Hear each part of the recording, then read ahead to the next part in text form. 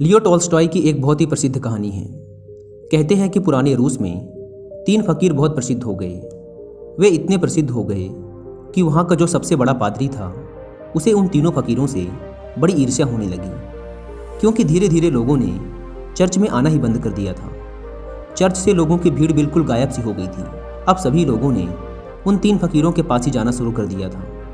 वहाँ का प्रधान पादरी सोचता कि ये तीनों कौन हैं जो मेरे रहते संत बन गए, क्योंकि ईसाईयत में एक प्रथा है कि जब तक चर्च किसी इंसान को मान्यता ना दे दे तब तक वो संत नहीं बन सकता। पादरी बड़ा परेशान रहने लगा, क्योंकि लोगों में चर्च की लोकप्रियता दिनों दिन कम होती जा रही थी। लेकिन एक दिन तो हद ही हो गई। पादरी पूरे दिन चर्च में बैठा रहा, लेकिन एक भी व्यक्ति चर्च नहीं आया। पादरी के क्रोध का ठिकाना ना रहा। उसने निश्चय किया कि आज तो उन तीनों फकीरों की खैर नहीं, आज तो मैं उन तीनों को सबक सिखाकर ही रहूंगा। वह अपनी पूरी पादरी वेशभूषा में तैयार हुआ। उसने सोने का ताज पहना, हाथ में प्रधान पादरी का प्रतीक वाला सोने का डंडा लिया और चल पड़ा उन तीनों से मिलने। वे तीनों एक बड़ी सी झील के उस पार रहा करते थे। पादरी एक नाव में बैठकर झील के उस पार पहुंचा।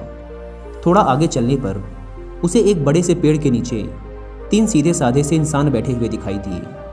वे तीनों पलथी मारकर चुपचाप उस पेड़ के नीचे बैठे हुए थे। पादरी ने उनके पास जाकर कहा, क्या तुम तीनों ही वो प्रसिद्ध संत हो जिनके कारण लोगों ने मेरे चर्च में आना बंद कर दिया है? उन तीनों ने कहा, संत?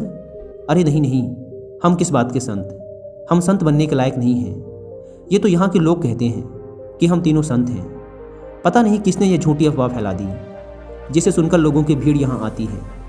हम तो रोज़ ही इन्हें मना करते हैं कि यहाँ मत आया करो, लेकिन हम जितना मना करते हैं भीड़ उतनी ही बढ़ती जा रही है।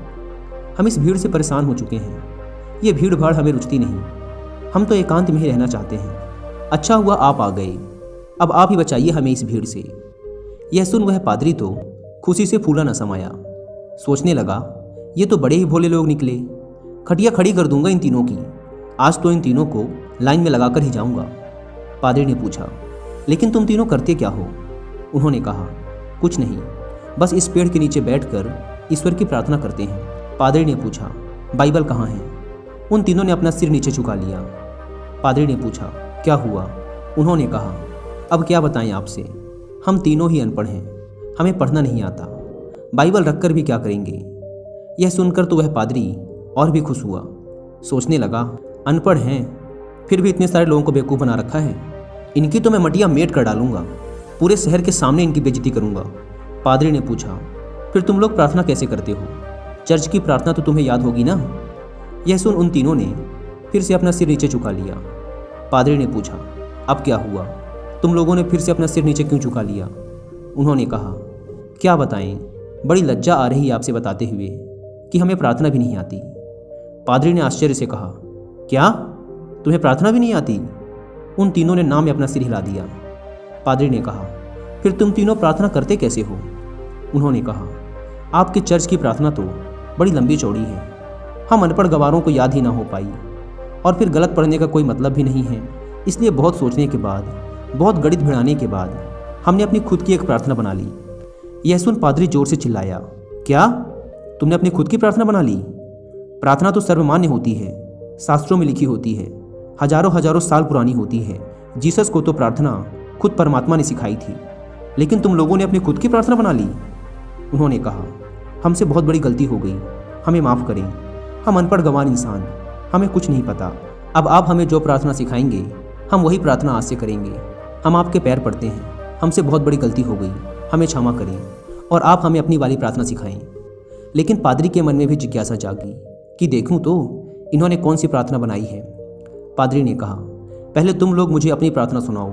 उन्होंने कहा, नहीं महाराज, हम अनपढ़ों की प्रार्थना का कोई मतलब नहीं, आप हमें और शर्मिंदा ना करें, आप हमें अपनी वाली प्रार्थना सिखाएं।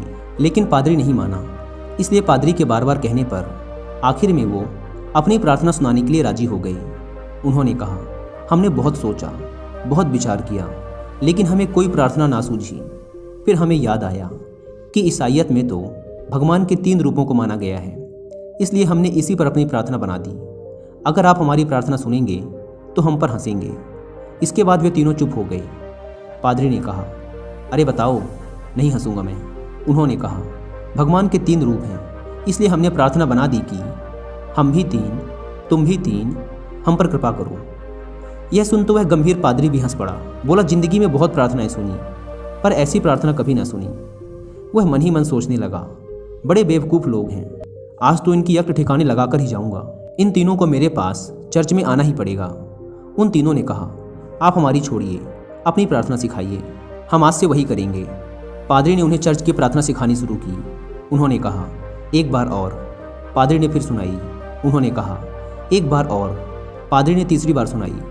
उन्होंने कहा, एक बार और, कहीं भूल न जाएं। पादरी ने फिर सुनाई। उन्होंने कहा, एक आखिरी बार और। पादरी ने कहा, घबराओ मत, कभी कभी चर्च भी आया करो, धीरे धीरे तुम लोगों की भी जिंदगी सुधरने लगेगी, और अगर रोज आओगे तो यह प्रार्थना भी सीख जाओगे। उन्होंने कहा, जी, जैसी आपकी आज्ञा। पादरी बड़ा खुश हुआ। उसने कहा, तुम लोग डरना मत, चर्च आओ, मैं तुम्हें माफ़ कर दूंगा और लोगों से भी माफ़ करवा दूंगा।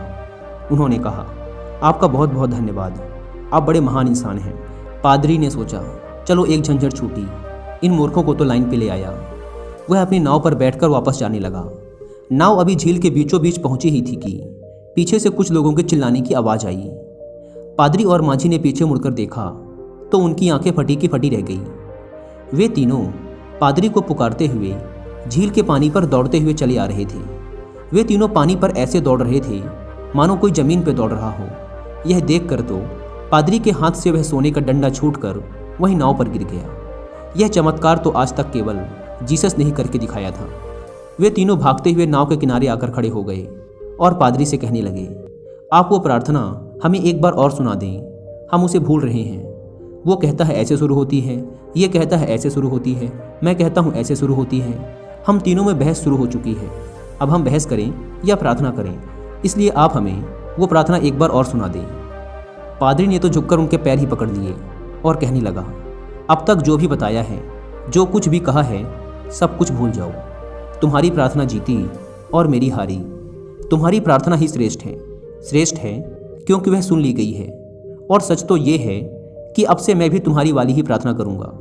गलती तो मुझसे हुई है जो मैंने तुम्हारी प्रार्थना को कम समझा, जबकि कमी तो मेरी श्रद्धा, मेरी आस्था में थी, कमज़ोर तो मेरी प्रार्थना थी।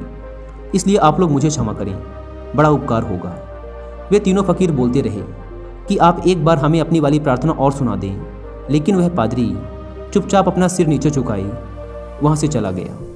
दोस्तों, अगर आप लियो टॉल्स्टॉय द्वारा लिखी और भी ऐसी कहानियाँ सुनना चाहते हैं तो आप इन्हें सुन सकते हैं कुकू एफएम ऐप पर।